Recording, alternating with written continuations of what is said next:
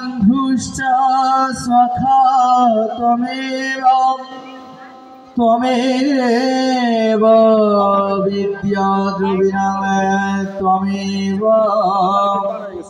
त्वमेव सर्वं मम देव देव। ॐ पिता सर्गो पिता धर्मो पिता हि परमं तपो पितोरि प्रीतिमापन्ने प्रियन्ते सर्वदेवता। यद प्रसादाद जगद्दृष्टं पूर्णकामो यदाशिषा प्रत्यक्ष देवता वै मे तुभ्यं मात्रे नमो नमो।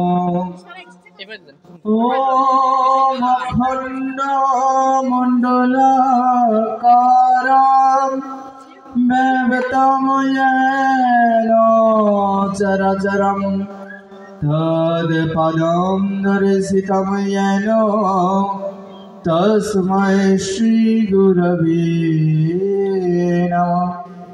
हे कृष्ण करुणा सिन्धो दीनबन्धो जगत्पते गोपेश गोपिकान्तो राधाकान्तो नमोऽस्तुते।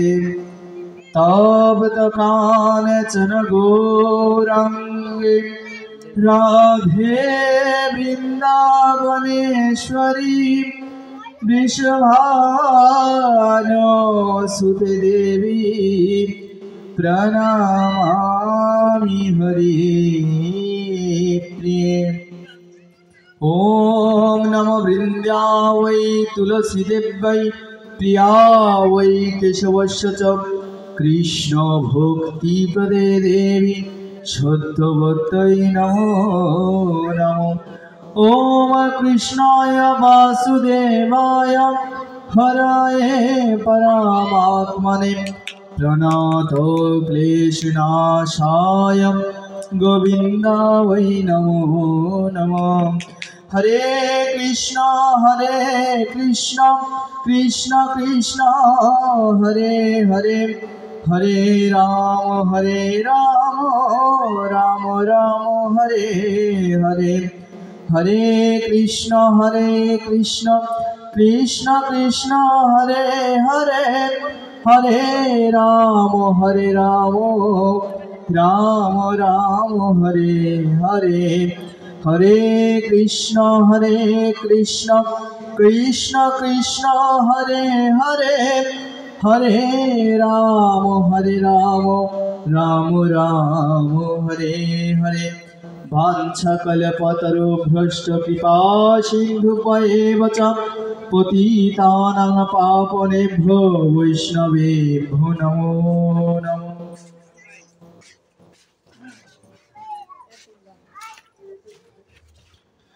শ্রীধাম বৃন্দাবনস্থ কেশীঘাটস্থ শ্রী শ্রী রাধা মুরারি মোহন সেবাকুঞ্জের ভূতপূর্বক সর্বাধ্যক্ষ বিশ্ব পরিব্রাজক আচার্য বৈষ্ণব সেবার মূর্তিমন্ত বিগ্রহ বৈষ্ণব মুকুটমণি অনন্ত বিভূতি সম শ্রী শ্রী 108 মুরারি মহন্ত দাস বাবাজি মহারাজ এর কৃপাধন্য খরিঞ্চা শ্রী শ্রী রাধা গোবিন্দ সেবাশ্রম মনিরামপুর যশোরের সেবাধ্যক্ষ শ্রীল নারায়ণ উত্তম গোস্বামীর শ্রীচরণাশ্রিত আস্মদীয় শ্রী গুরুপাদ পদ্ম শ্রী শ্রী সুদামা কৃষ্ণ দাস গোস্বামী মহারাজের অহৈতুক কৃপা প্রার্থনা করছি। परमानंद चिन्मूर्ति भगवान जगद अधिपति पुरुषोत्तम श्रीकृष्णेर अशेष कृपा अशेष अनुकम्पा बर्षित हबार फले आज आमरा सकले भगवानेर दिव्य बांगमयी प्रतिमूर्ति स्वरूप এই ভাগবতীয় জ্ঞানযজ্ঞের আসরে সমাগত হতে পেরেছি। কেন? শাস্ত্র বললেন, ভগবান বললেন, ভাগবত এবং ভগবানের ভিতরে যৎ কিঞ্চিত কোনো পার্থক্য নেই। যিনি কৃষ্ণ তিনি ভাগবত, যিনি ভাগবত তিনি আমার গোবিন্দ।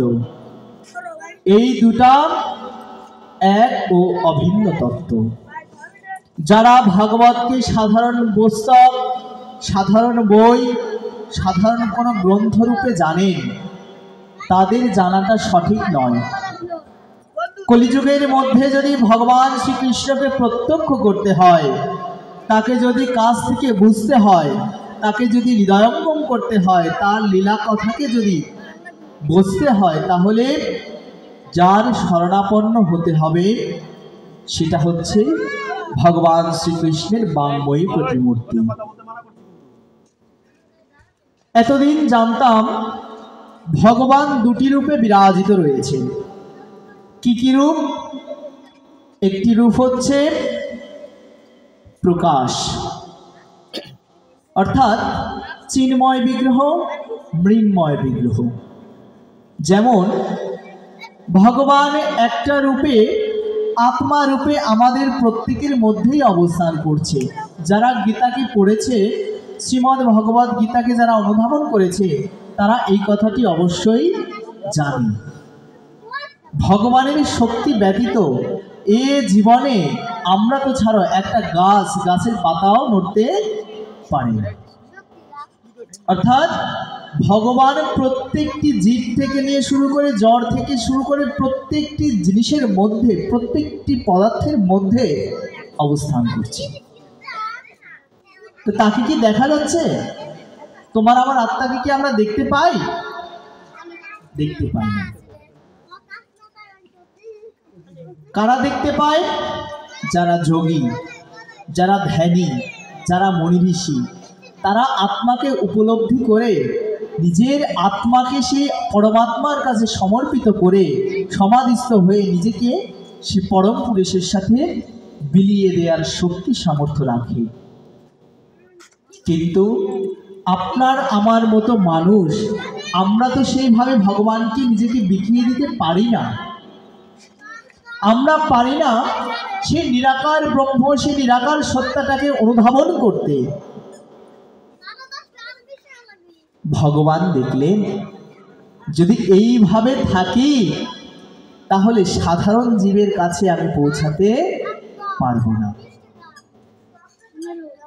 তখন তিনি কি করলেন? নিজের লীলা সৃজন করলেন, যাতে আমাকে সাধারণ মানুষও বুঝতে পারে, জানতে পারে, আমাকে তারা যেন আপন করতে পারে। সেই জন্য তিনি বিভিন্ন রূপ ধারণ করে পৃথিবীতে বারংবার অবতীর্ণ হলেন। কখনো অংশরূপে, কখনো পূর্ণরূপে, কখনো কলা রূপে নিজেকে বিভক্ত করে বারংবার তিনি এই সংসারের ভিতরে আবির্ভূত হয়েছিলেন। কেন?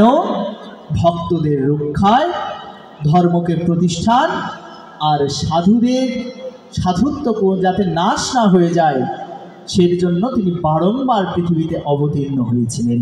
নিতাই গৌরে সীতানাথে প্রীতি প্রেমানন্দে গৌর হরি হরি।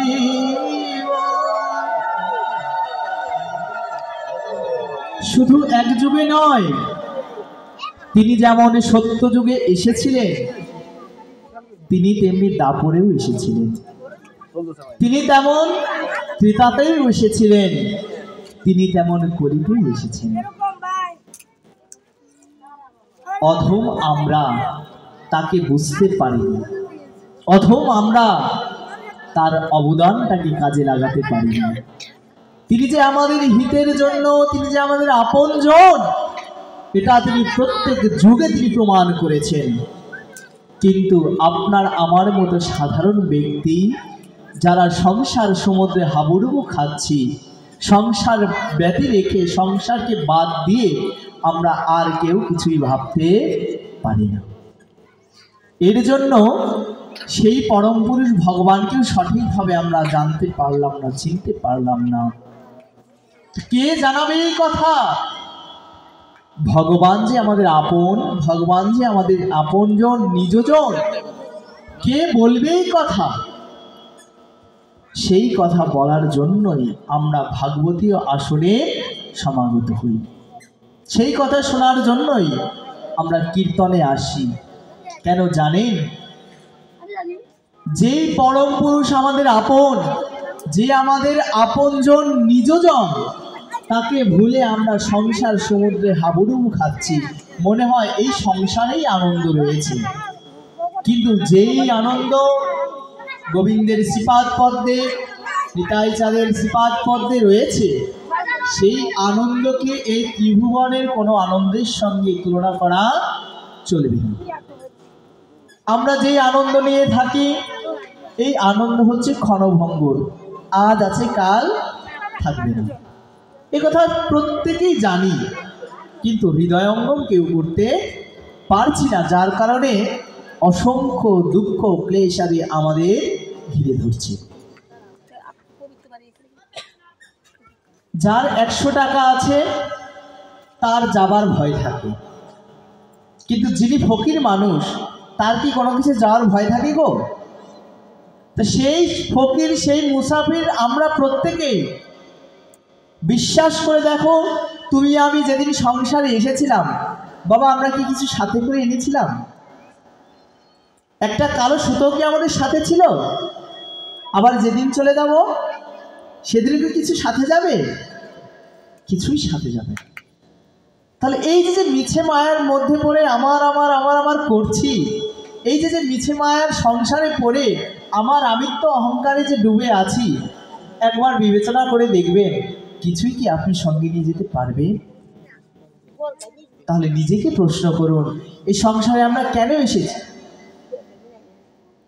এই সংসারে আমরা কেন আসলাম? এই যে 84 লক্ষ জনে ভ্রমণ করে একবার পাওয়া যায় মনুষ্য জন্ম। যারা শাস্ত্র পড়েছেন, শাস্ত্র অধ্যয়ন করেছেন, তারা জানবেন 84 লক্ষ জন্ম ভ্রমণ করে একবার পাওয়া যায় মনুষ্য জন্ম। এর জন্য বলা হয়েছে দুর্লভ জন্ম সার, মানব জন্ম পাবে না তো আর। তো যার যা করবার এই জীবনেই করে রাখো। যখন আমরা বৃক্ষ আদি ছিলাম, তখন আমরা ভগবানকে বলেছিলাম, বাবা বৃক্ষের মধ্যে কি প্রাণ নেই? গাছের ভিতরে কি প্রাণ নেই? অবশ্যই আছে। তা আমরা যেভাবে হরি মন্দিরে যেতে পারি, ভগবানকে ডাকতে পারি, গাছেরা কি পারে গো? যখন বৃক্ষ জড়িতে ছিলাম তখন ভগবানকে বলেছিলাম, হে প্রভু, প্রাণ তো দিলে, তোমাকে ডাকার মতো শক্তি সামর্থ্য আমাদের দিলে না। ক্রমে ক্রমে যখন আমাদের জনের উন্নতি হলো, পৌঁছালাম আমরা পশুকুলে। পশুকুলে যখন জন্মালাম, তখন কেঁদে কেঁদে বললাম, ভগবান প্রাণ দিয়েছো, চলার মতো শক্তি সামর্থ্য দিয়েছো, কিন্তু বলবার মতো মুখ তো তুমি প্রদান করলে না। যেই বদনে তোমার নাম হয় না, যেই বদনে তোমার নাম নেওয়া যায় না, সে জনম চাই না। যে জনম নিলে তোমার সেবায় আমরা লাগতে পারি, প্রাণ ভরে ডাকতে পারি, তুমি আমাদের সেই মনুষ্য জনিতে প্রেরণ করো। ক্রমে ক্রমে পশু জনির সর্বশেষ জনি হচ্ছে গো জন্ম, অর্থাৎ গাভী কুলে। আপনি আমি যখন মনুষ্য শরীরে এসেছি, তার পূর্বজন্মে প্রত্যেকেই আমরা গাভী জনি থেকে মুক্ত হয়ে এ মনুষ্য শরীরে এসেছি।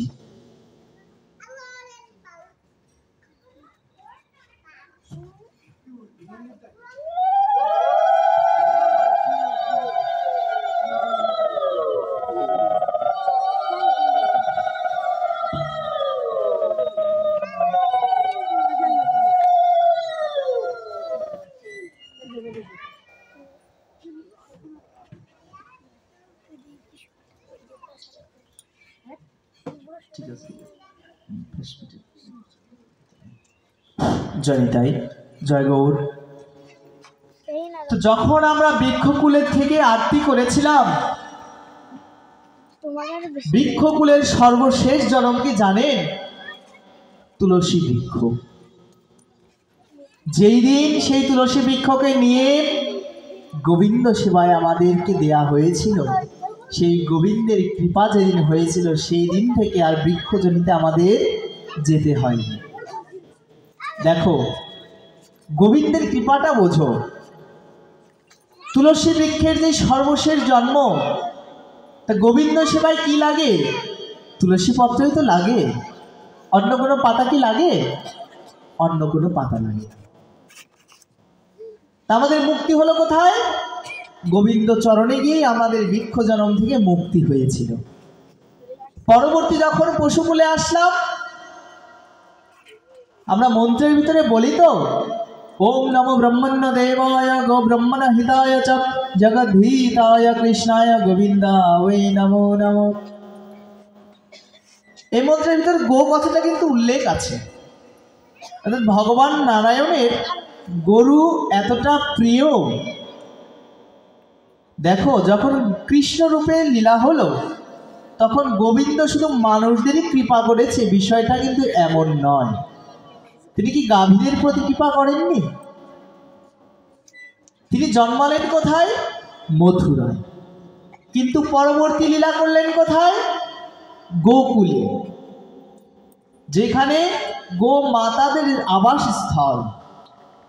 এমনকি গাভীদের, এই যে আমরা সংসারে এসেছি, স্বর্গের রাজাকে দেবরাজ ইন্দ্র, আর গাভীদের রাজাকে জানেন? গাভীদের ইন্দ্রকে সাক্ষাৎ ভগবান শ্রীকৃষ্ণ। গাভীদের যদি কিছু হয় সেটার দেখভাল কে করে? অন্য দেবতারা করে? অন্য কেউ করে না, সাক্ষাৎ গোবিন্দ করে। তাহলে চিন্তা করে দেখো, আমাদের যে মনুষ্যজনের যে মানে প্রাণী জন্মের অন্তিম জন্ম হলো গাভী কুলে হলো। তা আর গাভী এতটা প্রিয় গোবিন্দের, তা তো বলার বাইরে। তা আমরা ভাগবত দেখলে পরেই পেয়ে যাই। তো যাই হোক, তাহলে দেখো, গোবিন্দ কৃপা ব্যতীত আমাদের কোনো জনি থেকে মুক্তি সম্ভব নয়। ভগবত কৃপা থাকলে পরেই তুমি এক একটা জনি থেকে মুক্তি পাবে। এই যে 84 লক্ষ জন্ম ভ্রমণ করে এই দুর্লভ জন্ম মানব জন্ম কি পেলাম, এই মানব জন্মকেও যে হেলায় হেলায় কাটিয়ে দিচ্ছি। কাল যে আমাদের গ্রাস করার জন্য মাথার কাছে বসে আছে, একবারও কি তাকিয়ে দেখেছি? একদিন চলে গেলে, এক বছর চলে গেলে মনে করতে হবে তোমার জন্য আনন্দের নয়, তোমার জন্য শোকের। কেন জানো? তোমার জন্য তোমার সেই দুঃসময় অপেক্ষা করছে। যখন শক্তি সামর্থ্য ছিল, যখন ভগবানকে ডাকার মতো শক্তি সামর্থ্য আমাদের ছিল, তখন ডাকতে পারি। তখন ভেবেছি আর একটু সময় হোক, আর একটু বড় হই, তখন গিয়ে ভগবানের নাম করব। যখন একটু বড় হলাম, সংসার এসে ঘাড়ের উপরে চাপলো, তখন নিজ আপনজনকে ভুলে গেলাম। কিন্তু গোবিন্দ তো আমাদের কখনো তাকে ভুলতে দিবে বা তাকে ভুলে যাওয়ার মতো শক্তি সামর্থ্য দেয় না। তিনি বারংবার আমাদের মনে করাতে থাকে। জানেন কিভাবে? যে তোমরা যেটাকে আঁকড়ে আছো সেটা তোমাদের সঙ্গে যাবে না। যেই সংসারকে তুমি আপন করে রেখেছো, বিশ্বাস করো সেই সংসার, সেই স্বামী, সেই পুত্র পরিবার তোমাকে এক সময় না এক সময় পর করে দেবেই। এটাই হচ্ছে সংসারের বাস্তবিকতা। যারা মায়েরা আছো, যখন ছোট ছিলে তখন বাবা মাই সব ছিল, ছিল না? যখন একটু বড় হলাম ভাবলাম এটাই আমার নিজের বাড়ি। কিন্তু যখন বয়োজ্যেষ্ঠ হলাম, যখন আমরা প্রাপ্ত বয়স্ক হলাম, তখন কি মা বাবা আমাদের তাদের ঘরে রেখেছিল গো?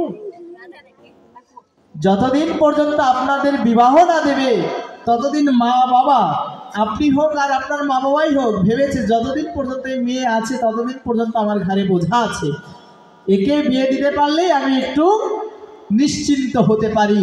অর্থাৎ ওইখান থেকে আপনাকে একটু পর করে দেয়া হলো। চলে আসলেন স্বামীর ঘরে। এবার কতদিন স্বামীর হাত ধরে কতদিন থাকবেন? স্বামী তো আপনার জন, তাই না? কিন্তু মনে রাখবেন, যেদিন আপনি স্বামীকে ছেড়ে যদি কোনো সতী নারী ইহ জগৎ থেকে চলে যায়, তার কিছুদিন পরেই আর ওই রকম টান থাকে না তার প্রতি। আপনি চলে গেলে আপনার স্বামীর যে টান ছিল আপনার শরীরের প্রতি, আপনি মারা গেলে সর্বোচ্চ 1 মাস 2 মাস 1 বছর পর্যন্ত তা থাকবে। তারপরে আস্তে আস্তে সেও আপনাকে ভুলে যাবে।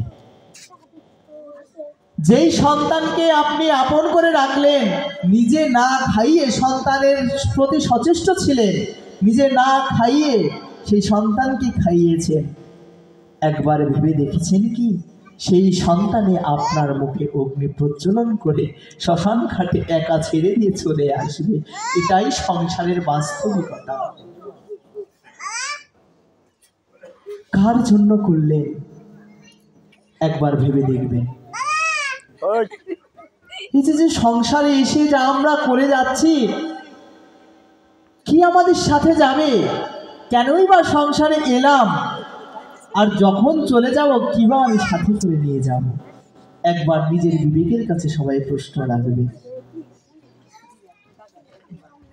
যার চরণে যদি আশ্রিত আপনি যতদিন পর্যন্ত না হবেন মা, এই সংসার বন্ধন থেকে আপনার মুক্তি নেই। অতএব যার চরণ ধরলেন, যার শ্রীপাদ পদ্মকে অন্বেষণ করলে, যার শ্রীপাদ পদ্মে হা গৌর আমি তোমার হলাম বলে একবার নিজেকে বিকিয়ে দিতে পারবেন, মনে রাখবেন সেই মুহূর্তে আপনার দায়িত্ব তার ঘাটে চলে যাবে। তাই গৌরী সীতারাধে প্রীতি প্রেমানন্দে গৌর হরি।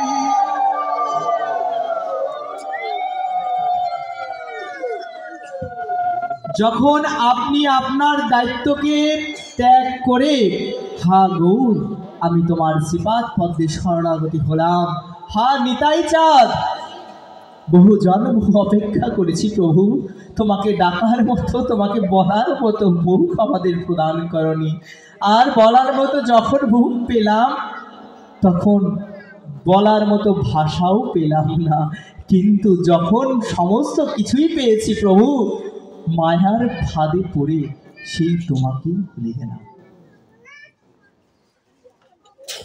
একবার বিবেচনা করে দেখবেন, যেই গোবিন্দ অতীতেও ছিল, বর্তমানেও আছে, ভবিষ্যতেও থাকবে, শ্রীমদ্ ভাগবতে বন্দনা করা হলো সচ্চিদানন্দ রূপায় বিশ্বৎপত্যাদি হেতবে তাপত্রয় বিনাশায় শ্রীকৃষ্ণায় বয়ং নমঃ। ভাগবতের শুরুতেই বন্দনা করা হলে কি বললেন? সচ্চিদ আনন্দ।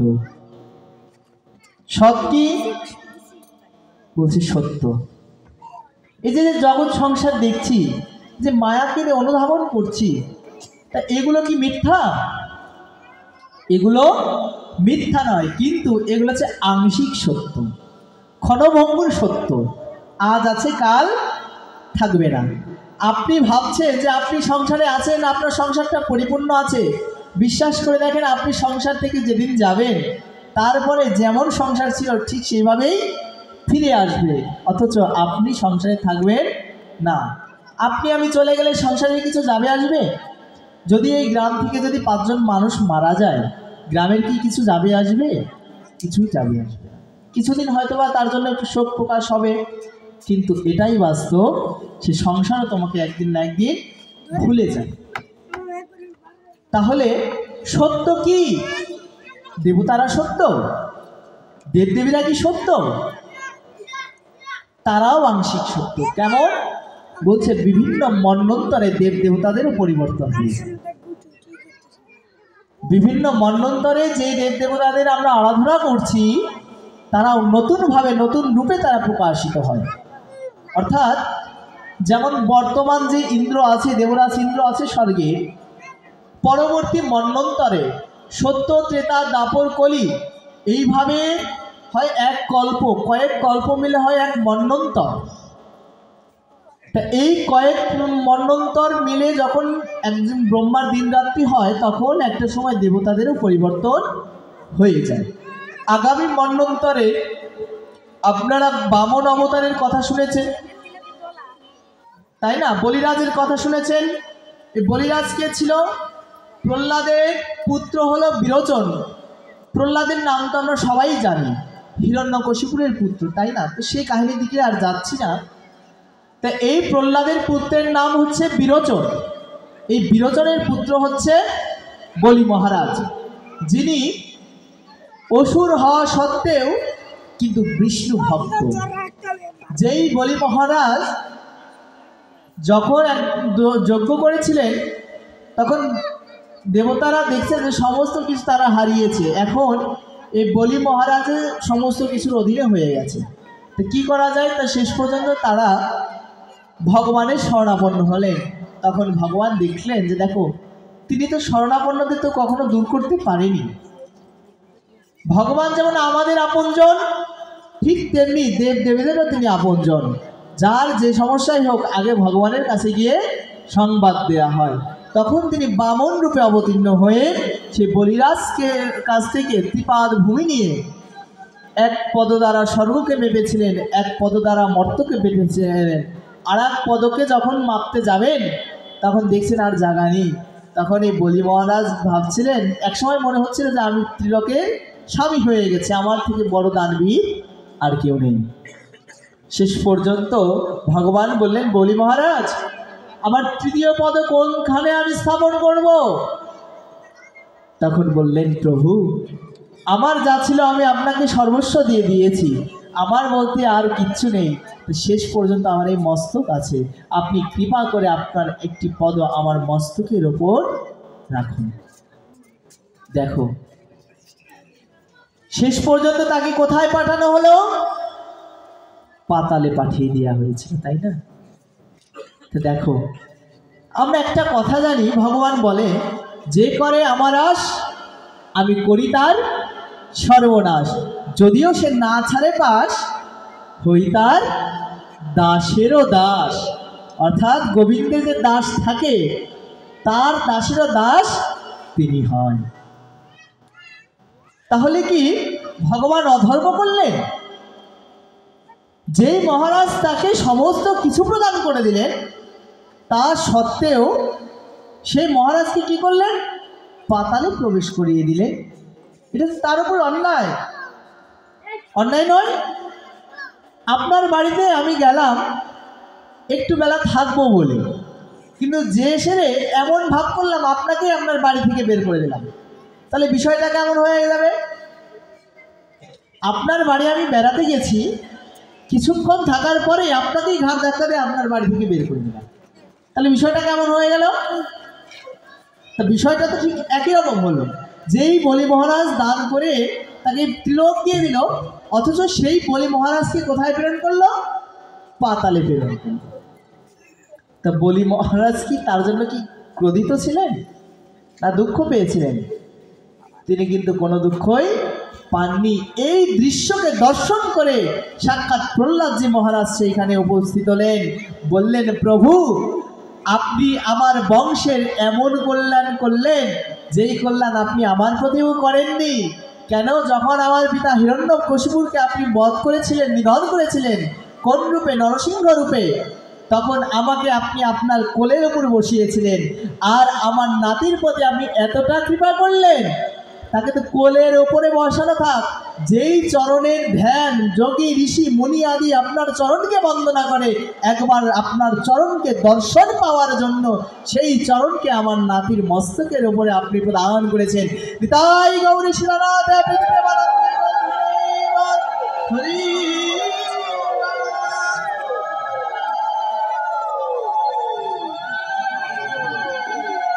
ভগবান এতটা প্রসন্ন হলেন প্রহ্লাদ মহারাজের কৃপায়, আর বলি মহারাজকে আশীর্বাদ প্রদান করলেন। কি আশীর্বাদ? বলছে, তোমার এই দান কখনো বৃথা যাবে না। তুমি আজকে যেই রকম তোমার কাছ থেকে আমি সর্বস্ব কেড়ে নিলাম, এক সময় আমি তোমাকে সর্বস্ব প্রদান করব, কিন্তু সেই জন্য কিছু সময় তোমাকে অপেক্ষা করতে হবে। এর জন্য তিনি এখনো কিন্তু পাতাল লোকে রাজত্ব করছেন। এই বলি মহারাজ কিন্তু দেহ রাখেননি। এই বিষ্ণু ভক্ত প্রহ্লাদের যে নাতি বলি, তিনি এখনো কিন্তু পাতাল লোকে অসুরদের রাজত্ব করছে। কতদিন পর্যন্ত? বলছে যতদিন পর্যন্ত এই মন্বন্তর চলবে, অর্থাৎ সত্য ত্রেতা দাপর কলি, বললাম এইভাবে কয়েক কল্প মিলে হয় এক মন্বন্তর। তা এই মন্বন্তর যখন শেষ হয়ে যাবে, আগামী মন্বন্তরে তিনি হবেন দেবরাজ ইন্দ্র। আগামী মন্বন্তরে সে কে হবে? বর্তমানে তো সে পাতালের রাজত্ব করছে, কিন্তু আগামী মন্বন্তরে সে কোথায় রাজত্ব করবে? স্বর্গে। দেবরাজ ইন্দ্র কোথায় থাকে? স্বর্গে। তাহলে একবার ভেবে দেখেন, ভগবানকে চাইলে, ভগবানকে ভজলে কখনো সেই ভজা বিফলে যায় না। সে আপনি মানুষ হন কি অসুর হন কি হন, ভগবান কিচ্ছু দেখে না, শুধু দেখে সে কাকে ডাকছে, কে কাকে ডাকছে, কে কাকে চাচ্ছে। তাহলে চিন্তা করা যায়,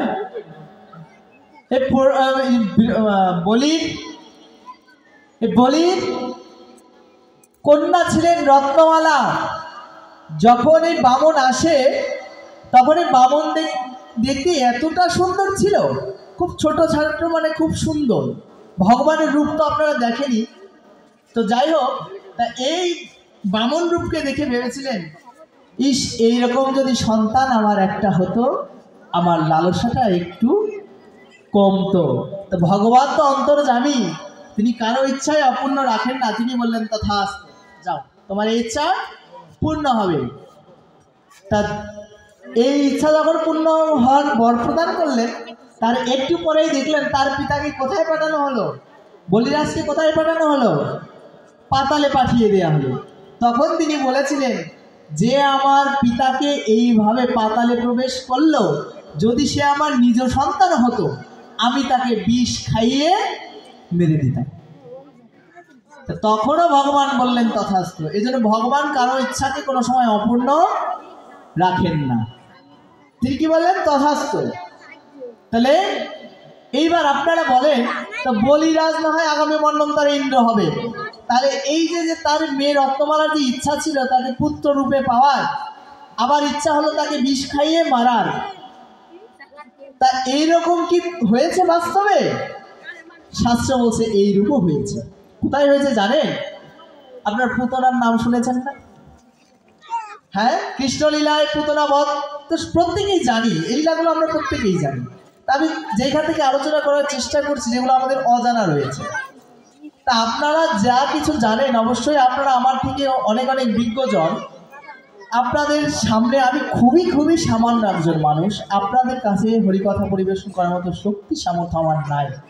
তবে আমি চাচ্ছি আপনারা যতটুকু জানেন তার সাথে আরো একটু যোগ করে দেওয়ার জন্য। তা পরবর্তী লীলায় কি হলো?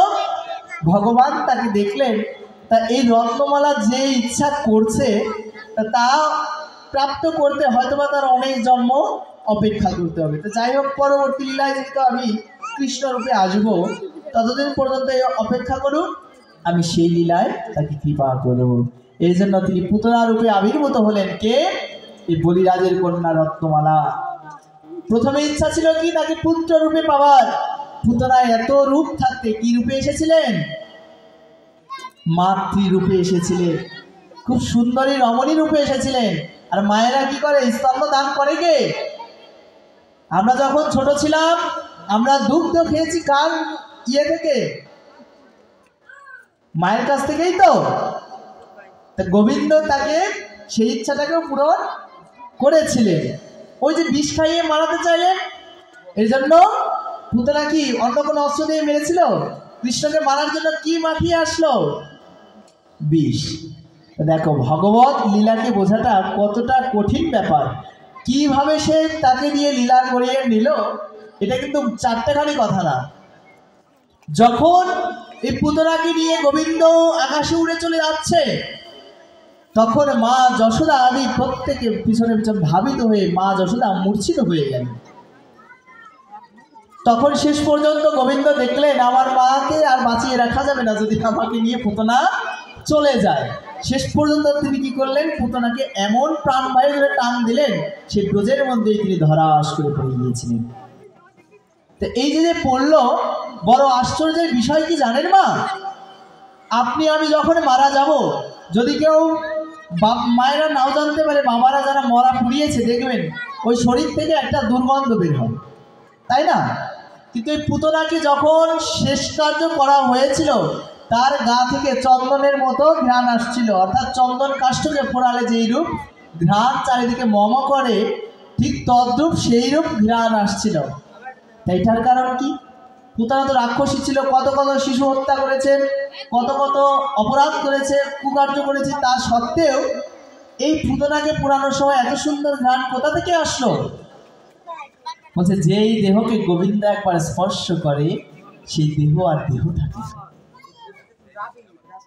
যেই দেহর শুধু দেহই নয়, যেই দেহের স্তর সাক্ষাৎ অনাদিরাদি গোবিন্দ আবার পান করে, সেই দেহ আর দেহ থাকে না। আর দেহ তো ছাড়ো, যেই প্রাণ বায়ুকে সাক্ষাৎ অনাদিরাদি গোবিন্দ নিজে শোষণ করে নেয়, তার আর অধোগতিতেও সে যায় না।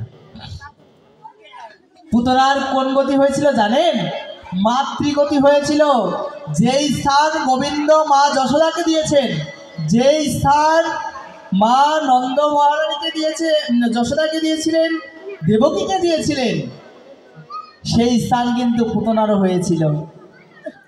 একবার চিন্তা করে দেখেন, রাক্ষস হয়ে গোবিন্দকে আসলো মারার জন্য, তা সত্ত্বেও গোবিন্দ তাদের উদ্ধার করে দিয়েছিলেন। নিতাই গৌরী সীতানাথ প্রীতি প্রেমানন্দে।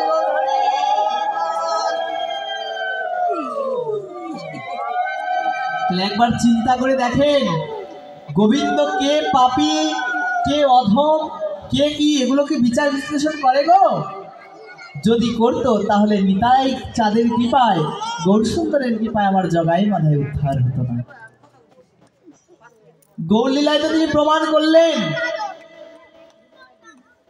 ওহে জীব তোমরা তো পাপ করবেই, তা সত্ত্বেও যিনি আমাদের শ্রীপাদ পদ্মকে আশ্রয় করবে, যিনি আমাদেরকে আশ্রয় করে সারা জীবন আমাদের কথাই চিন্তা করবে, তার আর কোনো কিছুর চিন্তা করতে হবে না। এ কথাই তিনি গীতার মধ্যে স্পষ্ট করলেন। অর্জুনকে বললেন, সর্বধর্মান পরিত্যাজ্য মামেকং শরণং ব্রজ অহং ত্বাং সর্ব পাপেভ্যো মোক্ষয়িষ্যামি শাশ্বত। হে অর্জুন, তুমি সমস্ত ধর্মাধর্ম পরিত্যাগ করে আমার শ্রীপাদ পদ্মে আশ্রিত হও, আমার শরণাপন্ন হও। তোমার যত যত দায়ভার আছে, যত যত পাপ পুণ্য যা আছে, সমস্ত কিছু দেখার দায়িত্ব কার? আমার। একটা কথাই বলে শুধু স্থির থাকলেন না, তিনি আরো বলেছিলেন যে অন্তকাল চ মামেব শরণ মুক্ত্বা কলেবরম ইয়া প্রয়াতি সমদ্ভাবম ইয়াতি নাস্তি অত্র সংশয়। হে অর্জুন, যিনি অন্তিম সময়ে শয়নে স্বপনে যিনি আমাকে একবার হলেও স্মরণ মনন করতে পারবে, তিনি আমারই ভাব প্রাপ্ত হয়ে আমাকেই প্রাপ্ত হবেন, এতে কিন্তু কোনো সন্দেহ নেই। অষ্টম অধ্যায়ের 5 নম্বর শ্লোকে তিনি এটা স্পষ্ট করে বলে গেছেন। নবম অধ্যায় রাজবিদ্যা রাজবুদ্ধি যোগে কি বললেন অর্জুনকে? হে অর্জুন, অনন্যাস চিন্তায়ন্তমাং ये जना परिपासते तेषां नित्याभियुक्तानां योगक्षेमं वहाम्यहम्। হে অর্জুন, যিনি অনন্য চিত্ত সহকারে সর্বদা আমাকেই সাধনা করে, আমাকেই ভজনা করে, আমাকেই চিন্তা করে, তার যত যোগক্ষেম অর্থাৎ তার যত ভালো মন্দের যত দায়ভার আছে বাবা, ওই দায়ভারের চিন্তা আর আমাদের করতে হবে না। যারা গোবিন্দের ভক্ত হয়ে যায় তাদের যত যত দায়ভার আছে সমস্ত কিছু তার কাছে চলে যায়। তাই এইবার আপনারা বিচার বিশ্লেষণ করে দেখেন, যার চরণকে ব্রহ্মাদি দেবগণ ধ্যানে পায় না, তার মতো ভগবান, তার মতো দয়াল আর কে হতে পারে, যিনি আপনার আমার মতো পতিতকে উদ্ধার করার জন্য এত সুন্দর কথা বলে গেছেন। আপনারা কোনো শাস্ত্র, কোনো গ্রন্থ, কোনো বই পুস্তক দেখাতে পারবেন যেখানে ভগবান নিজে বলেছে তোমার সমস্ত দায়ভার আমি বহন করব? এত দেবদেবীর পূজা করছো, কোনো দেবদেবী বলেছে আমার পূজা করলে তোমার যত ভালো ভালো জিনিস আছে, যত মন্দ জিনিস আছে সব আমি নিজে বহন করব, তোমার যত পাপ আছে তোমার সব পাপ থেকে আমি মুক্ত করে দেব?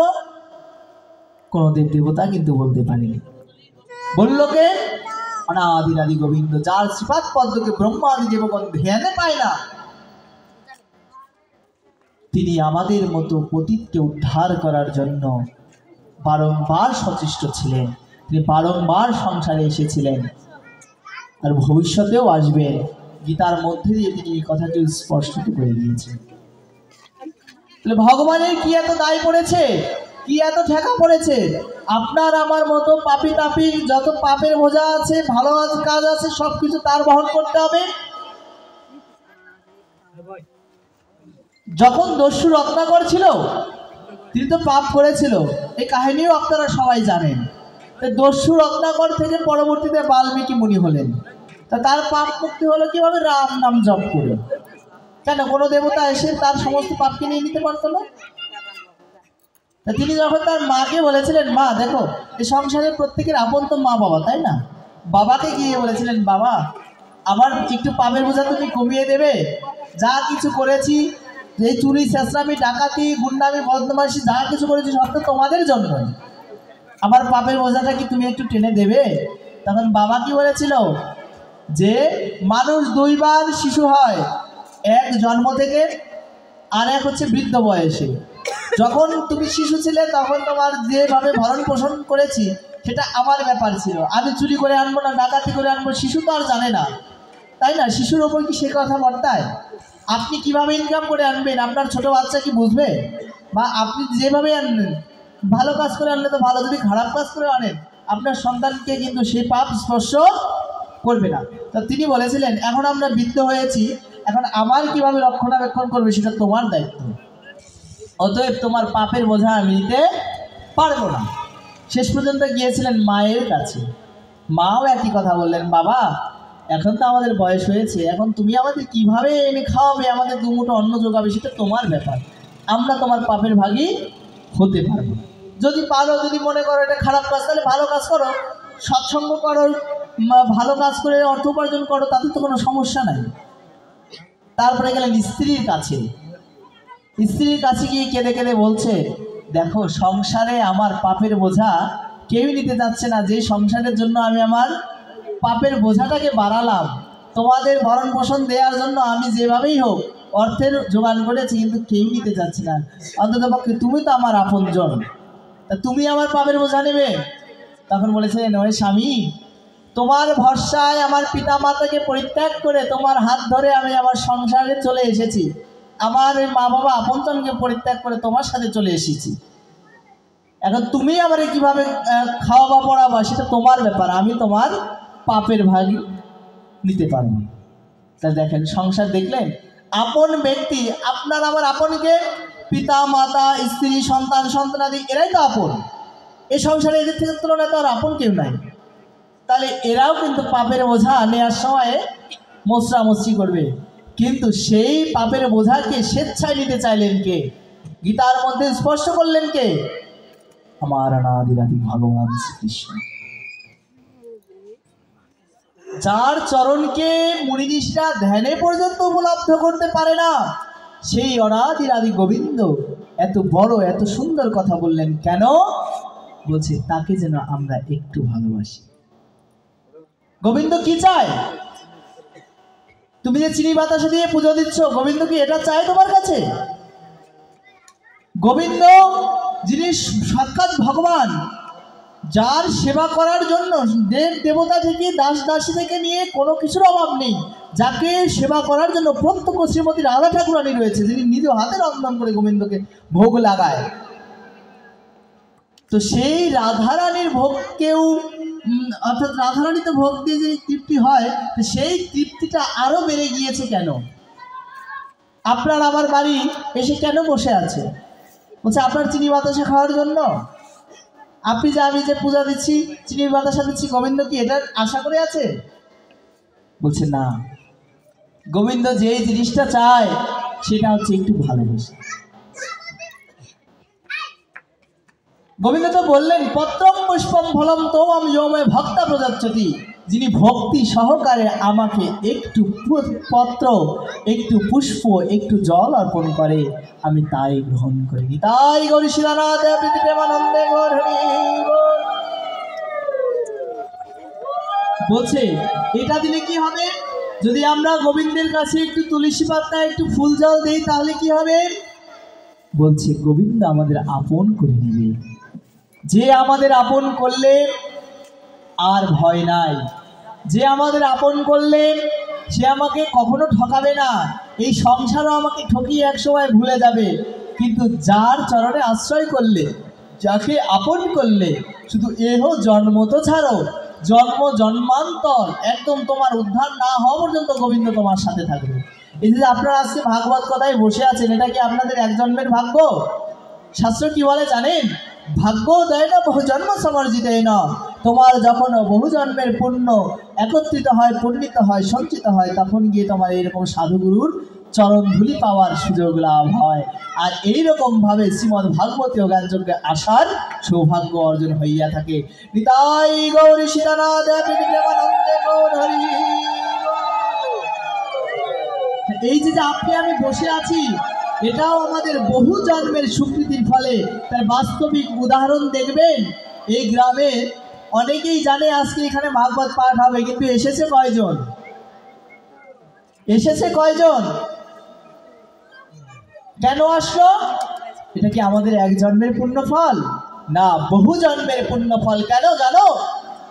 কলিযুগের মধ্যে ভাগবত এবং ভগবান এক ও অভিন্ন তত্ত্ব। যদি কলিযুগের মধ্যে ভগবান শ্রীকৃষ্ণকে প্রত্যক্ষ করতে হয়, যদি তাকে অনুধাবন করতে হয়, তাহলে একমাত্র শ্রীমদ্ ভাগবতের শরণাপন্ন হতে হবে। যেই মূঢ় ব্যক্তি ভাগবতকে অবজ্ঞা করিয়া, গীতাকে অবজ্ঞা করিয়া নিজের মুক্তির পথ খোঁজে, সে বিষ ভক্ষণ করে অমৃতকে পরিত্যাগ করিয়া। কেননা ভগবান শ্রীকৃষ্ণের বাংময় প্রতিমূর্তি এইটা। যেই রকম বললাম, সত্য সনাতন ভগবান শ্রীকৃষ্ণ, যিনি অতীতে ছিলেন, বর্তমানে আছেন, ভবিষ্যতেও থাকবেন। এমনকি যুগে যুগে তিনি ধর্মকে রক্ষা করার জন্য তিনি বারংবার সংসারে আবির্ভূত হবেন।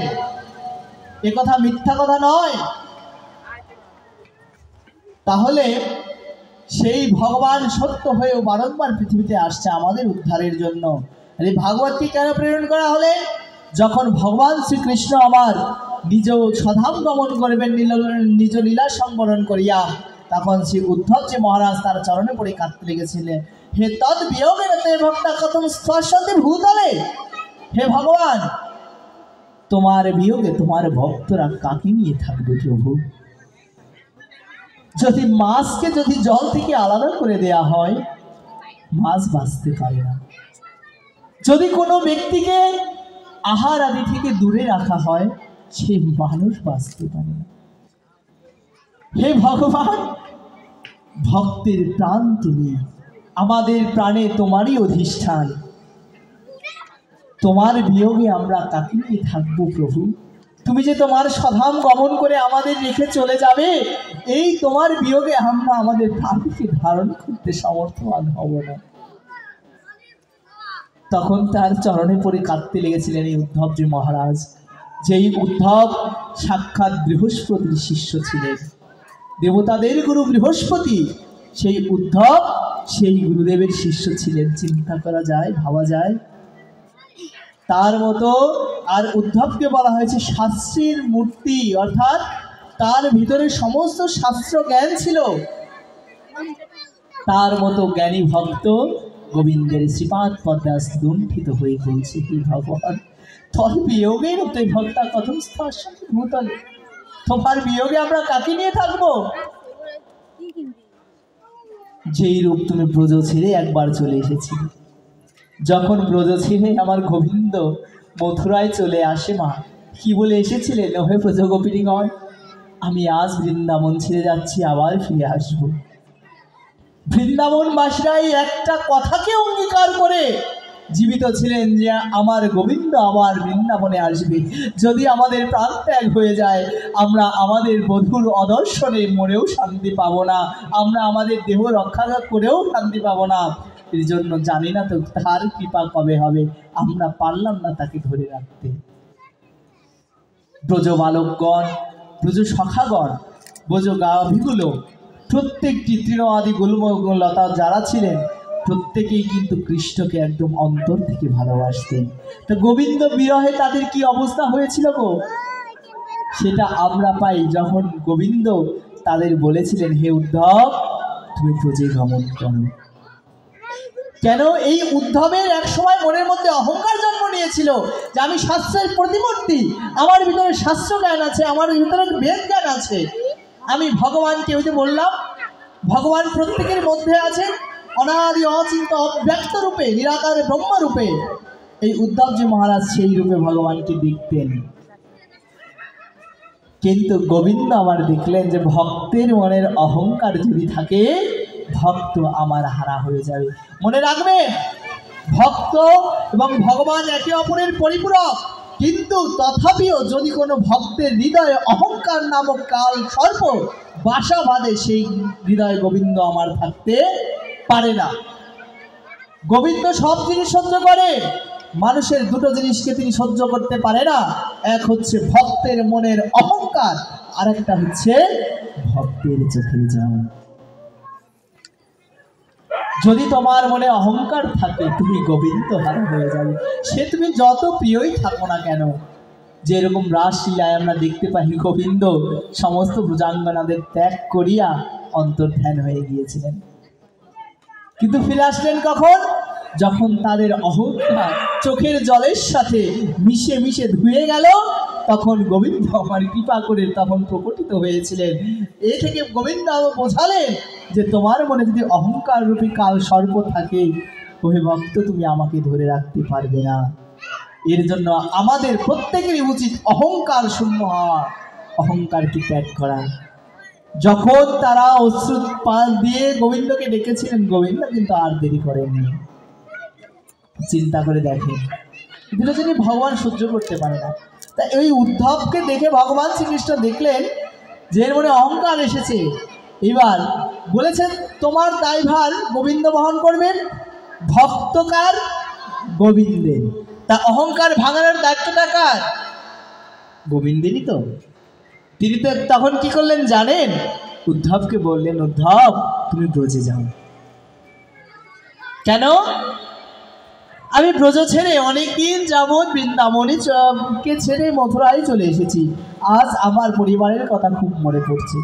একদিন দেখছে গোবিন্দ আমার মনো কষ্টে একদিকে বসে আছে, তিনি ক্রন্দন করছেন। তখন গিয়ে উদ্ধবজি মহারাজ তার অশ্রুকে ধরলেন, বললেন, হে প্রভু, তুমি সাক্ষাৎ পরব্রহ্ম, তোমার এক ফোঁটা চোখের জল যদি মাটিতে পড়ে, এই ধরনের সাধ্য নাই সেই জলকে ধরে রাখা, পৃথিবীতে প্রলয় নেমে আসবে, তুমি কি করছো? তখন ভগবান শ্রীকৃষ্ণ বলেছিলেন, হে উদ্ধব, কি করবো আমি বলো? আমার তো ভক্তগত প্রাণ, ভক্ত যদি আমার জন্য অশ্রুপাত করে, উদ্ধব, আমি কি করে স্থির থাকতে পারি? তখন বলে, এ কথা তুমি তাদের বলতে পারো, আমাদের তুমি বোঝাতে পারবে না, কারণ আমি জানি তুমি পরব্রহ্ম। তোমার না আছে পিতা, না আছে মাতা, না আছে কোনো প্রিয়জন, না আছে কারো আপনজন, তোমার তো কারোর সাথেই কোনো লেনাদেনা নেই। জীব যদি তোমাকে ডাকে, তোমাকে যদি ধ্যান করে, তোমার চরণকে বন্দন করে, তাহলে সেই জীবের উদ্ধার হয়ে যায়, মুক্তি হয়ে যায়। তোমার তো আপনজন বলতে কিছু নাই।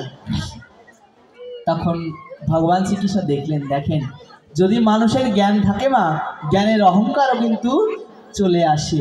শেষ পর্যন্ত গোবিন্দ দেখলেন যে এই উদ্ধবেরও জ্ঞানের অহংকার হয়েছে। তখন তিনি বললেন, হে সৌম্য, তুমি বৃন্দাবন গমন করো।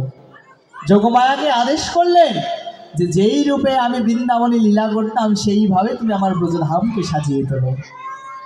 তদ্রূপে যোগমায়া সেইভাবে সাজিয়ে তুলেছিলেন। যখন বৃন্দাবনে আমার উদ্ধবজি মহারাজ প্রবেশ করে, তখন বেলা সূর্য প্রায় অস্তমিত, গোধূলিতে অর্থাৎ গরুগুলো সব গৃহে ফিরছিলেন।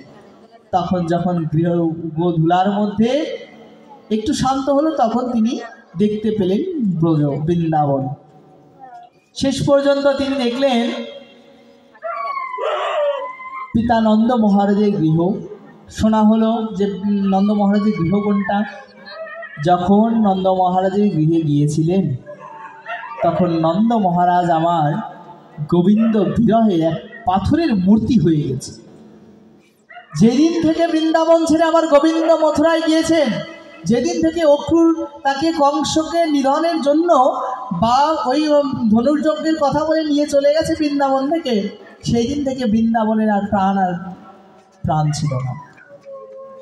পিতা নন্দ মহারাজকে দেখে উদ্ধব বার্তালাপ শুরু করেছিলেন।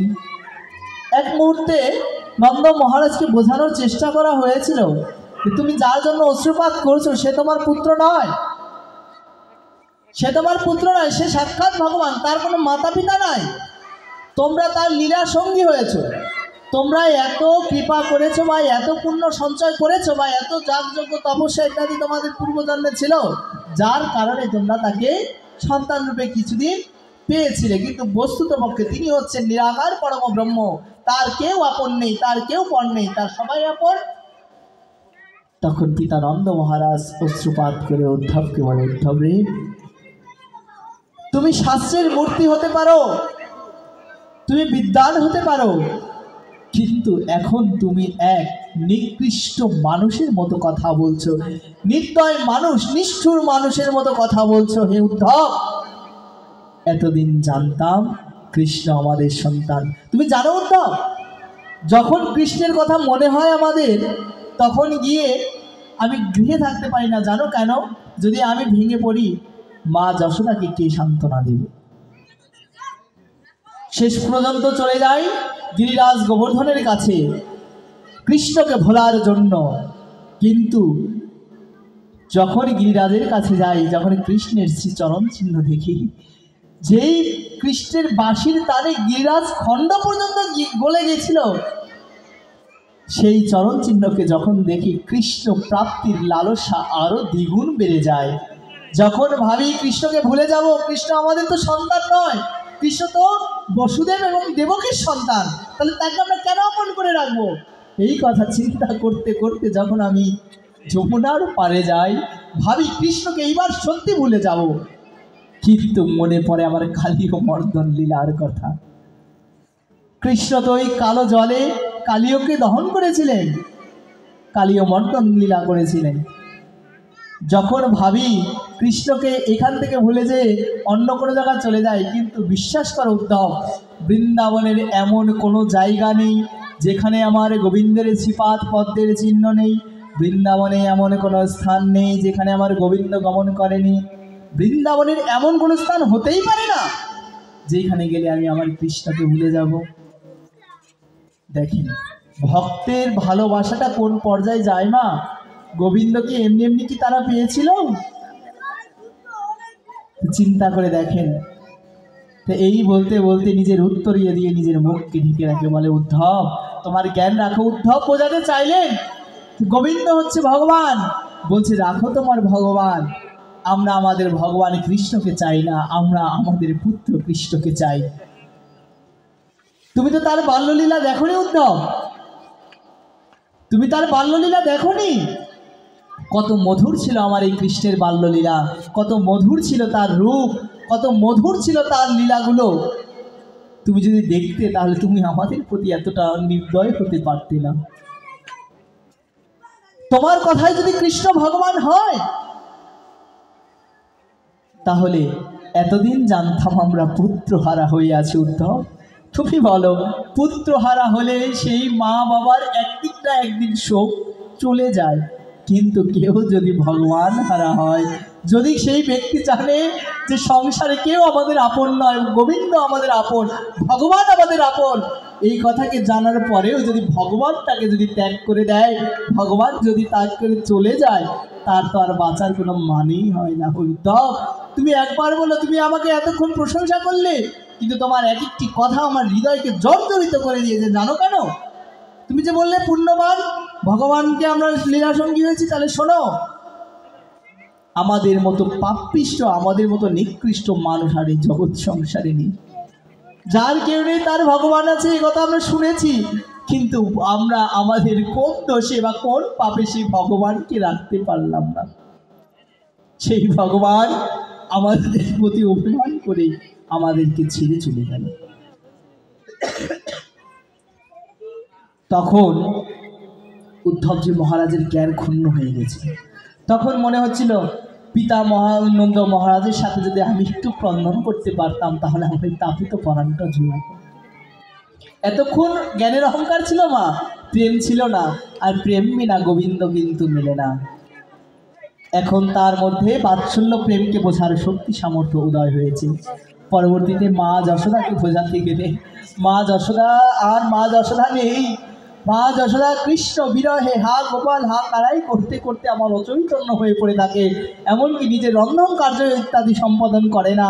আজ যখন অচেতন হয়ে পড়ে আছে, উদ্ধবজি মহারাজ তাকে বোঝাতে চাইলেন, তোমরা যাকে ভালোবাসতে সে তোমাদের পুত্র নয়। এই কথা বলতে বলতেই মা যশোদা নিজের হস্ত দ্বারা নিজের কর্ণকে আটকে দিলেন, বললেন, হে উদ্ধব, তুমি বলো আমরা কতটা পাপী, যেই ভগবানকে মানুষ ধ্যান জ্ঞানে পায় না, তুমি সেই জ্ঞানী ভক্ত হওয়া সত্ত্বেও তার চরণকে বন্দনা করো।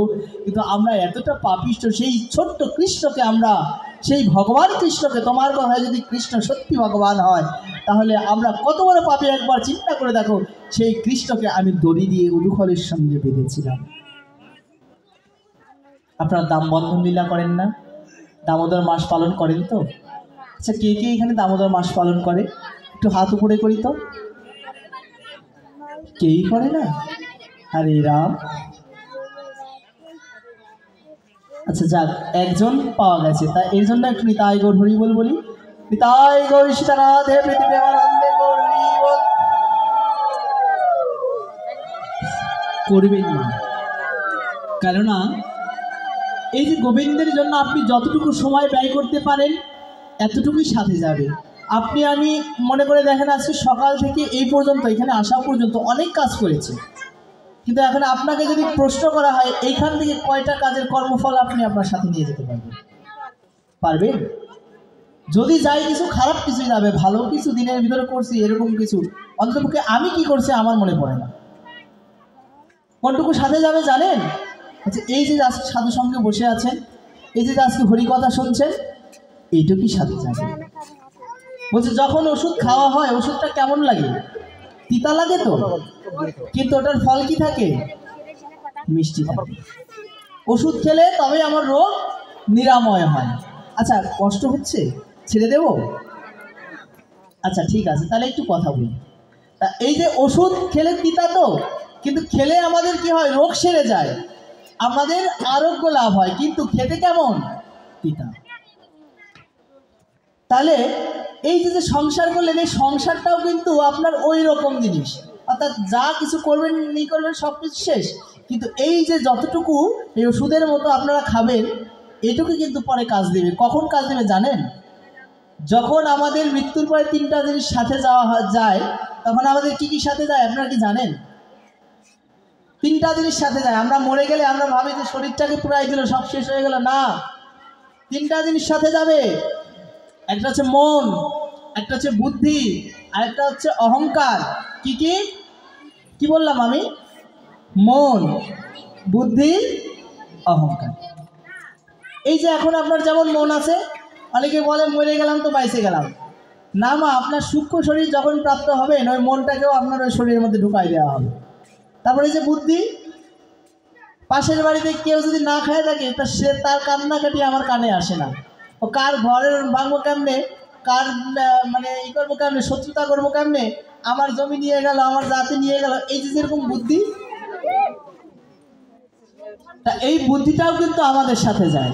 আর একটা হচ্ছে অহংকার, অর্থাৎ এই যে আপনার মনের যে অহংকারটা আছে, এই অহংকারটাও আপনার সাথে যাবে। যদি এই তিনটা বস্তুকে গোবিন্দের শ্রীপাদ পদ্মে যদি অর্পণ না করতে পারেন, যদি নিজেকে হা গৌর আমি আজ থেকে তোমার হলাম বলে নিজেকে বিকিয়ে না দিতে পারেন, তাহলে এই তিনটার বোঝা আপনারই বুঝতে হবে, এতে কোনো ভুল নেই। বোঝা গেল? তো যাই হোক, ভাগবতীয় কথা অনন্ত, এক কথায় ঢুকলে আর এক কথায় চলে যায়, তো সেই দিকে আর যাব না। আপনাদের জ্ঞান বুদ্ধি কম নাই, আমি ছোট মানুষ, আপনাদের জ্ঞান দেওয়ার মতো শক্তি সামর্থ্য আমার নাই। তো যাই হোক, নিজে যার যার জ্ঞান আছে সে বোঝে নেই। তো যাই হোক, এইখানে পিতা নন্দ মহারাজ যখন বোঝাতে পারলেন না, মা যশোদাকে যখন বোঝাতে পারলেন না যে এই দামোদর, অর্থাৎ যখন দামোদর হলেন বা দামোদরকে অর্থাৎ গোপালকে বাঁধলেন, তখন দাম অর্থ হচ্ছে দড়ি, আর বন্ধন মানে হচ্ছে বাধা। তা এই মাসে গোবিন্দকে, কার্তিক মাসে গোবিন্দকে মা যশোদা কি করেছিল? দড়ি দিয়ে বেঁধেছিল, যার কারণে ওই মাসটার নাম কি হয়?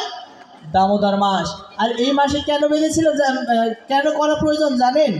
যদিও এটা দামোদর মাস নয়, যারা করেছেন তা তো করেনি, যাতে আমরাও ভবিষ্যতে করতে পারি সেটাও শুনে রাখবেন। দামোদর মাসে আমরা কি করি? প্রদীপ জ্বালাই। প্রদীপ জ্বালাই কেন?